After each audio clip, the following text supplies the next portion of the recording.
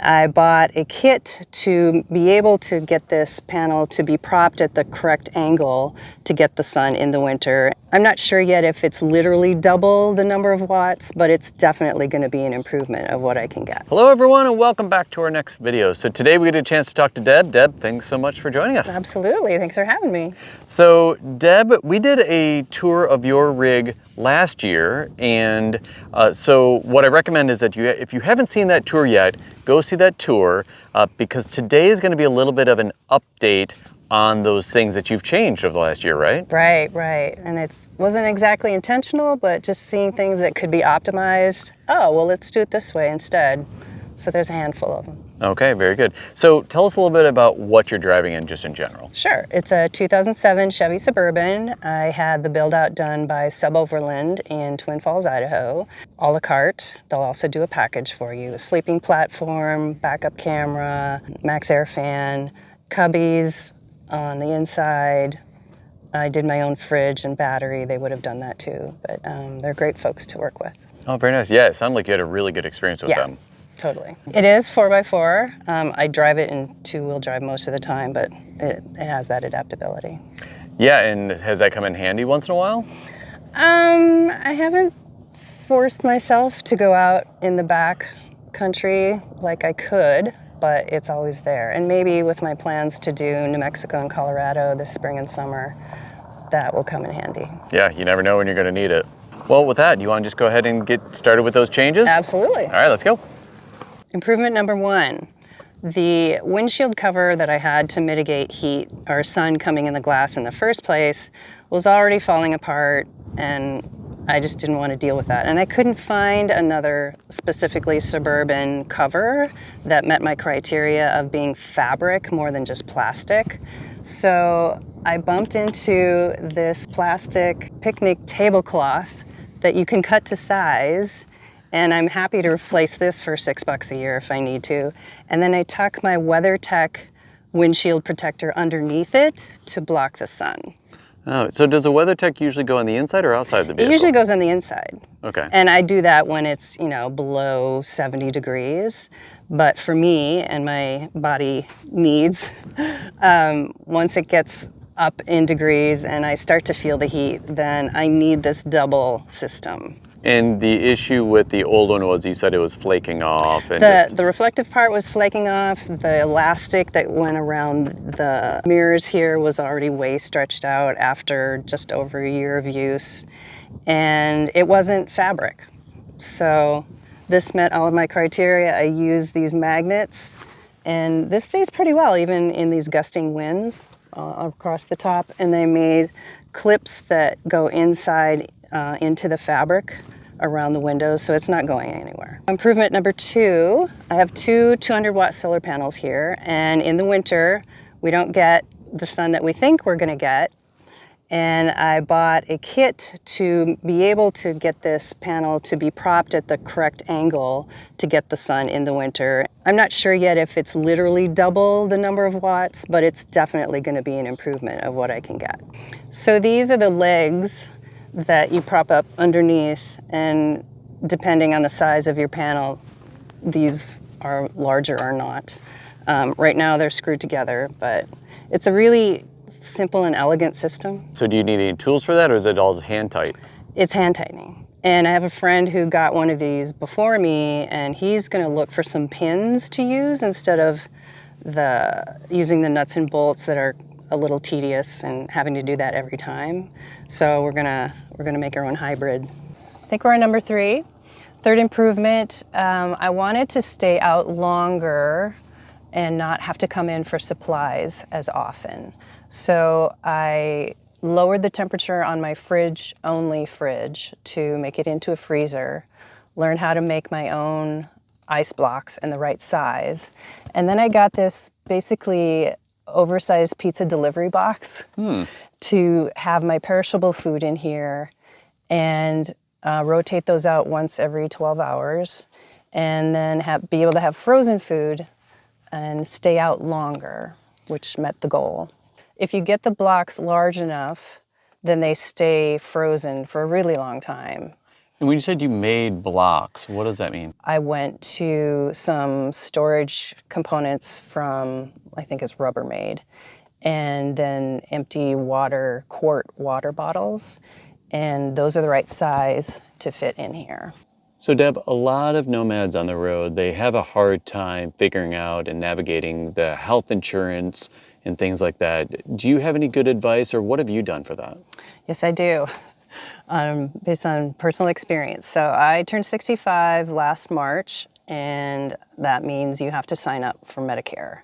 And I spoke to everybody that I knew out here who had made that choice recently and called all the phone numbers that I could find to answer the question, what's the best plan for a nomad?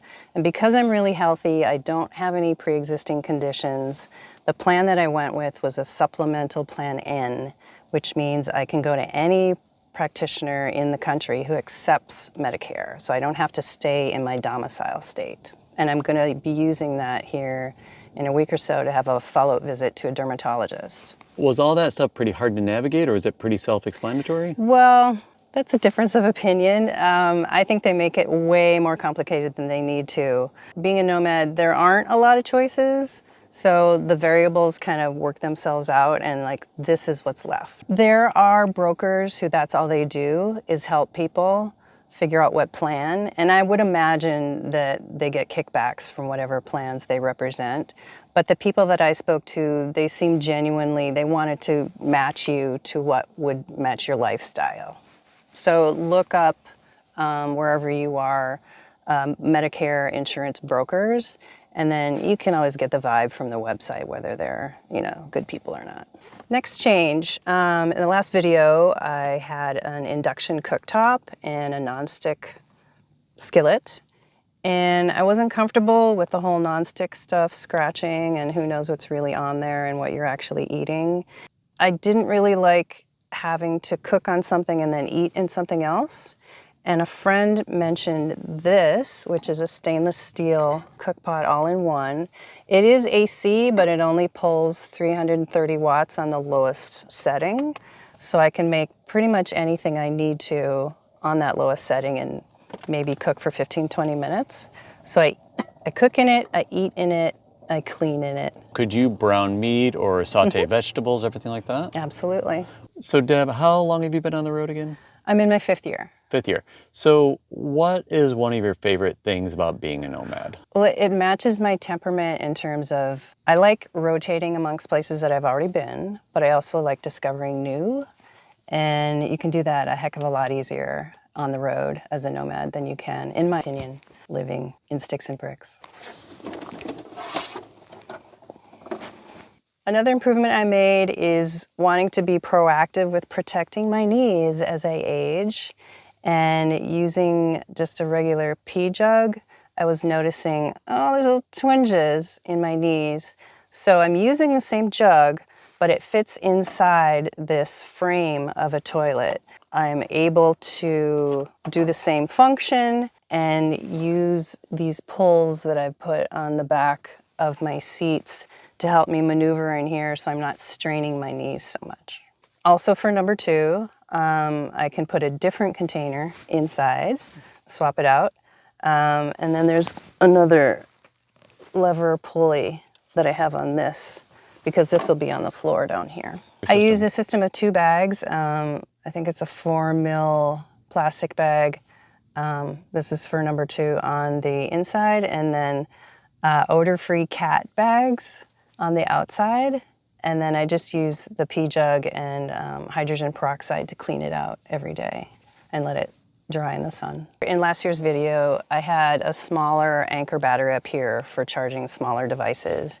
And I got rid of that, and I'm now using a 200-watt Renogy portable solar panel to charge those small devices. It has a C and an A port, so fans, lights, and I can charge my phone and my tablet if I need to, and leave the bigger juice for the freezer and my cook pot.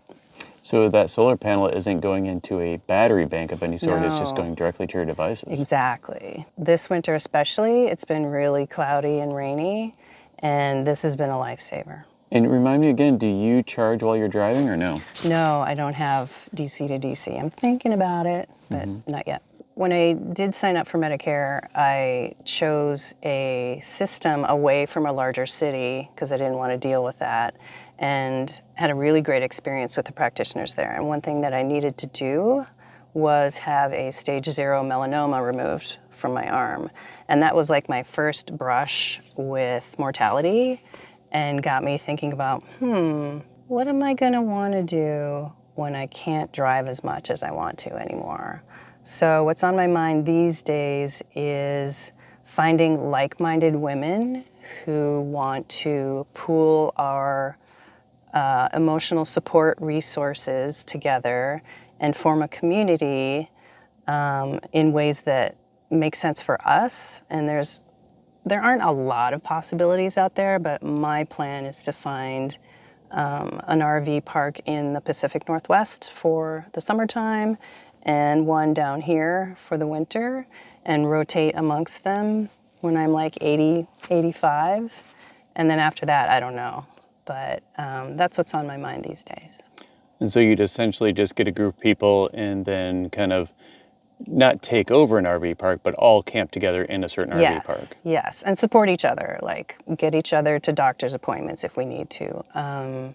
Just make life better by being in community instead of trying to navigate all this on our own. So in the past, I've had high density foam mattresses, and they're great for the first couple months, and then you start to notice that they bottom out. And I just don't want to deal with that anymore. Sleep, of course, is a huge consideration. And I decided to try this Thai massage mattress that is made up of these rolls that are filled with kapok fibers. So it's very dense, very firm. My back loves it, and it's also letting me experiment with floor sleeping, or what they do in Asian countries. So I'm really happy with it so far. I've had it for maybe 3 weeks, and my body and my sleep is much better.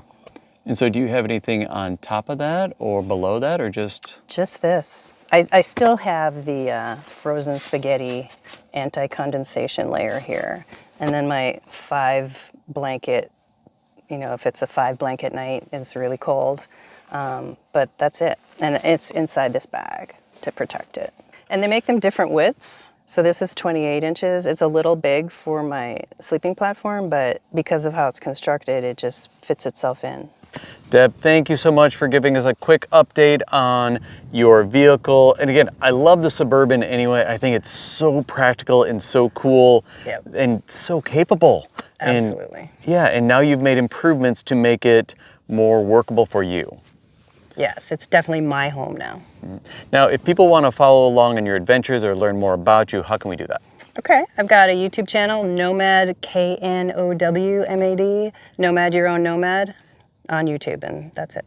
All right, guys, so out there, go ahead and follow along on her adventures, and also let us know, what did you think of her improvements? What did you think of her build if you've never seen it before? And once again, I do recommend going back to the video that we posted previously so that you can kind of see her whole bed system and everything like that. But please let us know in the comments below. We'd love to hear from you. If you got anything out of today's video, please give it a big thumbs up, subscribe to the channel, share it with friends, and until next time, see you down the road. So long.